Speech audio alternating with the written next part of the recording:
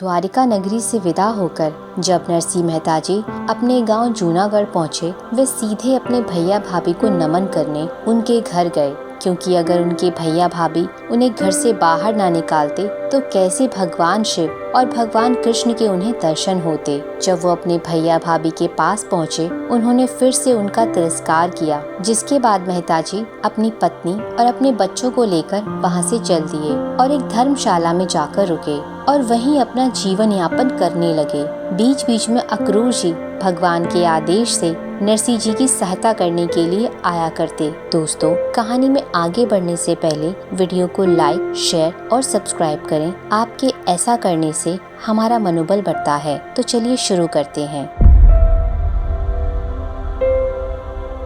एक दिन नरसिंह के घर एक पुरोहित आए, जो उनकी पुत्री कुंवरी बाई के लिए तालजा के श्रीरंग ओझा के पुत्र वचराज का रिश्ता लेकर आए थे। नरसिंह जी की आर्थिक स्थिति ऐसी नहीं थी कि वह विवाह का खर्च उठा सकें। इसके लिए उन्होंने 3 दिन का समय मांगा ताकि कुछ व्यवस्था हो पाए। जैसे तैसे विवाह की तैयारियां होनी शुरू हो गयीं। नरसिंह जी ने विवाह का सारा कार्यभार श्री कृष्ण पर छोड़ दिया, क्योंकि वही उनके कर्ता धर्ता हैं। 3 दिन बाद विवाह का दिन आ गया। सभी विवाह की तैयारियों में व्यस्त थे और बारात को आने में अभी थोड़ा समय था। वहीं पास के वंथली गांव में संतों का भजन कार्यक्रम था और नरसिंह जी उसी वक्त विवाह के कार्य से उस गांव में आए हुए थे। जब संतों का भजन कार्यक्रम शुरू हुआ, तब नरसिंह मेहता ने सोचा कि अभी बारात को आने में थोड़ा समय है, तब तक मैं संतों के साथ भजन कार्यक्रम में भाग ले लेता हूँ। और भजन शुरू हो गया। हरि नाम संकीर्तन की लहर में नरसिंह मेहता ऐसे खोए कि उन्हें याद ही नहीं रहा कि आज उनकी पुत्री का विवाह है। वहाँ उनके घर के द्वार पर बारात आ गई और सभी बारात के स्वागत में लग गए। तभी सब घर के लोगों ने पूछा कि नरसिंह मेहता कहाँ हैं? सभी उन्हें ढूंढने लगे। इतने में ही नरसिंह मेहता वहाँ ढेर सारे उपहारों के साथ आए। यह देख गांव के लोग चौंक गए कि इस निर्धन के पास इतने महंगे उपहारों के लिए धन कहाँ से आया। सबकी आंखें फटी की फटी रह गईं। और फिर नरसिंह मेहता ने खूब धूमधाम से अपनी बेटी का विवाह संपन्न किया। इधर बेटी की विदाई हो रही थी, उधर नरसिंह मेहता का भजन कार्यक्रम संपन्न हुआ। तब उन्हें ध्यान आया कि आज तो उनकी पुत्री का विवाह है और अभी तक उनकी पुत्री की विदाई भी हो रही होगी।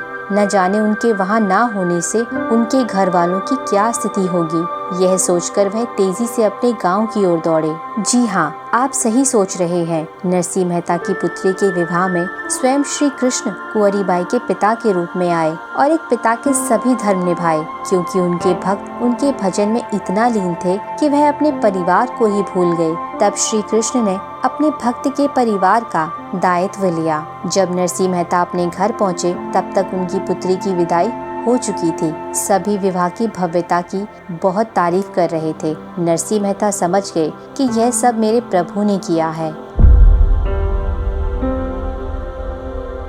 अब पुत्री का विवाह तो हो गया, अब बारी थी उनके बेटे श्यामल दास की। एक दिन उनके गांव में बाणनगर के दीवान मदन मोहन के पुरोहित मदन मेहता की पुत्री के विवाह के लिए एक योग्य वर ढूंढने उनके गांव आए। गांव के कुछ लोगों ने नरसिंह मेहता की निर्धनता का मजाक उड़ाते हुए पुरोहित को नरसिंह मेहता के घर भेज दिया और कहा कि नरसिंह मेहता का बेटा बहुत ही गुणवान और धनवान है, आप वहां जाओ।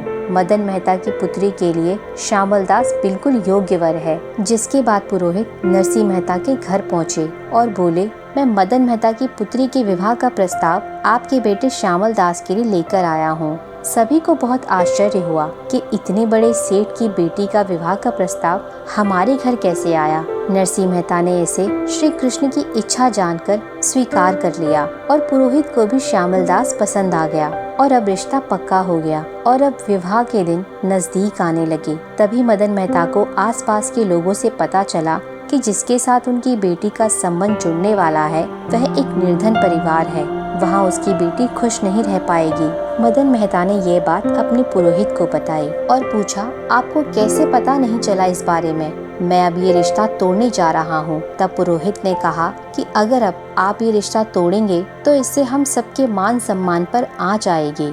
जब मैं उस गांव में गया था तब सभी से मुझे यही पता चला कि वह एक संपन्न परिवार है। हो सकता है आपको किसी ने गलत जानकारी दी हो। मेरी आपसे यही प्रार्थना है कि जो हो रहा है उसे होने दें। लेकिन मदन मेहता को पुरोहित की बातों से संतुष्टि नहीं हुई। इसकी जांच के लिए मदन मेहता ने एक पत्र नरसिंह मेहता के यहाँ भिजवाया, जिसमें लिखा था कि अगर वो बारात उसके अनुकूल लेकर आ सके तभी यह विवाह संभव है। पत्र नरसिंह मेहता के घर पहुंच गया, जिसे नरसिंह मेहता ने खोल कर भी नहीं देखा और वह पत्र सीधे श्री कृष्ण के चरणों में रख दिया और बोले, प्रभु आपका पत्र है, आप जानो और आपका काम।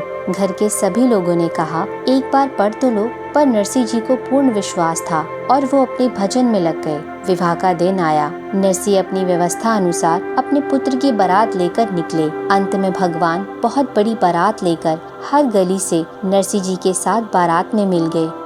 यह बारात इतनी भव्य और दिव्य थी कि रास्ते में जो देखे उसकी आंखें इस नज़ारे को देखकर हर्षित हो रही थीं। इधर मदन मेहता बेसब्री से बारात का इंतजार कर रहे थे। बारात इतनी दिव्य थी कि वह कई किलोमीटर से दिख रही थी।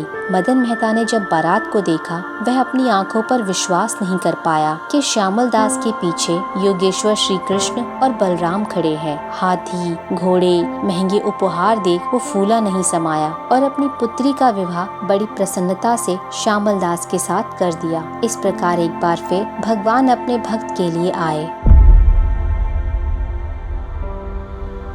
विवाह के कुछ सालों बाद श्यामल दास ने अपने प्राण त्याग दिए। नरसिंह मेहता और उनके परिवार पर तो मानो दुखों का पहाड़ टूट पड़ा, लेकिन फिर भी वह अपनी भक्ति से विचलित नहीं हुए और हरि संकीर्तन में ही लगे रहते। वह लोगों के घर घर जाकर कीर्तन किया करते। एक दिन पास ही के किसी घर में दिन रात का कीर्तन था और नरसिंह मेहता वहीं कीर्तन करने गए हुए थे। उसी रात उनकी पत्नी मणिका की तेज बुखार हो जाने की वजह से मृत्यु हो गई। अब तो नरसिंह मेहता बिल्कुल ही अकेले पड़ गए।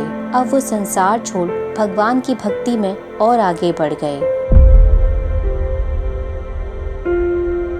गांव के लोग उनसे बहुत जलते थे कि कुछ भी नहीं करता फिर भी इतना खुश रहता है। भगवान के नाम पर कहीं ये कोई जादू टोना तो नहीं करता। तभी सभी गांव वालों ने मिलकर एक षड्यंत्र रचा। नरसिंह मेहता जब अपने भजन में लीन थे, तब गांव वालों ने उनके घर पर एक वेश्या को भेज दिया ताकि वो उनको अपने षड्यंत्र में फंसा सकें। लेकिन भक्त शिरोमणि नरसिंह ने उस वेश्या को जीवन ज्ञान देकर वैष्णव बना दिया और भक्ति मार्ग प्रदान किया। एक दिन नरसिंह जी के यहाँ एक पत्र आया।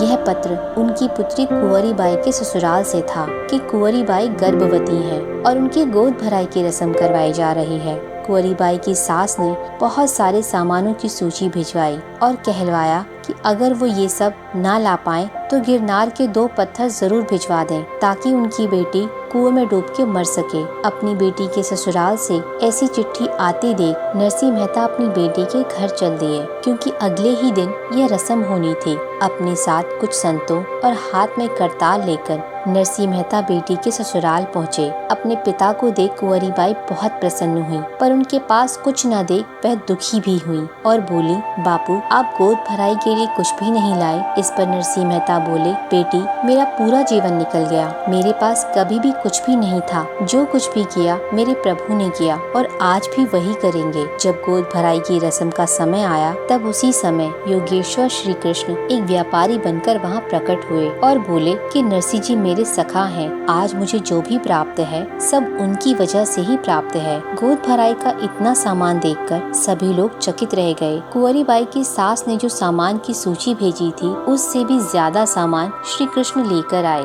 किसी ने कभी भी इतने भेंट, उपहार, सोना गोद भराई की रस्म में नहीं देखा था। बेटी की गोद भराई की रस्म प्रसन्नता पूर्वक संपन्न हुई। इसी प्रकार भगवान ने अपने भक्त की फिर से एक बार लाज बचाई।